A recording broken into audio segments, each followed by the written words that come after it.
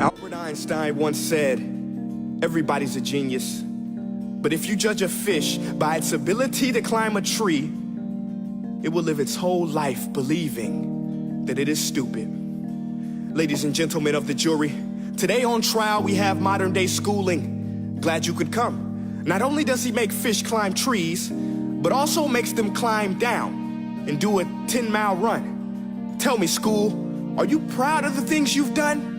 Turning millions of people into robots, do you find that fun? Do you realize how many kids relate to that fish? Swimming upstream in class, never finding their gifts, thinking they are stupid, believing they are useless?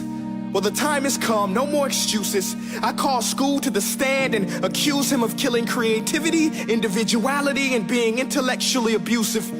He's an ancient institution that has outlived his usage. So, Your Honor, this concludes my opening statement, and if I may present the evidence of my case, I will prove it. Proceed. Exhibit A. Here's a modern day phone. Recognize it? Here's a phone from 150 years ago. Big difference, right? Stay with me. Here's a car from today, and here's a car from 150 years ago. Big difference, right? Well, get this. Here's a classroom of today, and here's a class we used 150 years ago. Now, ain't that a shame? In literally more than a century, nothing has changed. Yet you claim to prepare students for the future? But with evidence like that, I must ask, do you prepare students for the future or the past? I did a background check on you and let the record show that you were made to train people to work in factories, which explains why you put students in straight rows, nice and neat, tell them sit still, raise your hand if you want to speak, give them a short break to eat, and for 8 hours a day, tell them what to think. Oh, and make them compete to get an A letter which determines product quality, hence grade A of meat.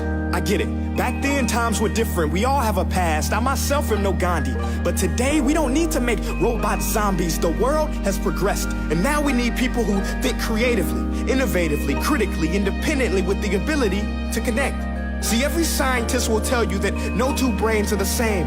And every parent with 2 or more children will confirm that claim. So please explain why you treat students like cookie cutter frames or snapback hats, giving them this one-size-fits-all crap. Watch your language. Sorry, Your Honor, but if a doctor prescribed the exact same medicine to all of his patients, the results will be tragic. So many people would get sick, yet when it comes to school, this is exactly what happens, this educational malpractice, where one teacher stands in front of 20 kids, each one having different strengths, different needs, different gifts, different dreams, and you teach the same thing the same way? That's horrific.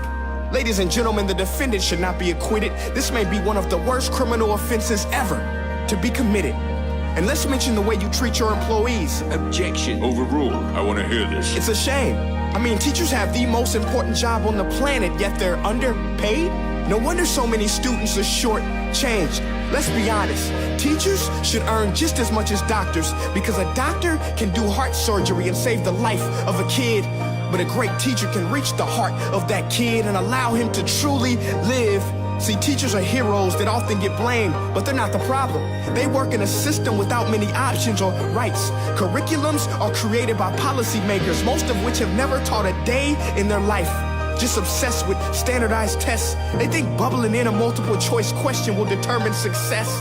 That's outlandish. In fact, these tests are too cruel to be used and should be abandoned, but don't take my word for it. Take Frederick J. Kelly, the man who invented standardized testing, who said, and I quote, "These tests are too cruel to be used and should be abandoned." Ladies and gentlemen of the jury, if we continue down this road, the results will be lethal. I don't have much faith in school, but I do have faith in people.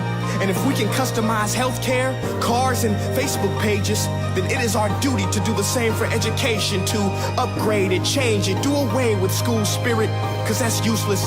Unless we're working to bring the spirit out of each and every student, that should be our task. No more Common Core. Instead, let's reach the core of every heart in every class. Sure, math is important, but no more than art or dance. Let's give every gift an equal chance. I know this sounds like a dream, but countries like Finland are doing impressive things. They have shorter school days. Teachers make a decent wage. Homework is non-existent, and they focus on collaboration instead of competition. But here's the kicker, boys and girls.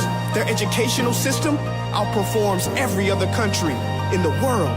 Other places like Singapore are succeeding rapidly. Schools like Montessori, programs like Khan Academy, there is no single solution. But let's get moving, because while students may be 20% of our population, they are 100% of our future. So let's attend to their dreams, and there's no telling what we can achieve. This is a world in which I believe, a world where fish are no longer forced to climb trees. I'll rest my case.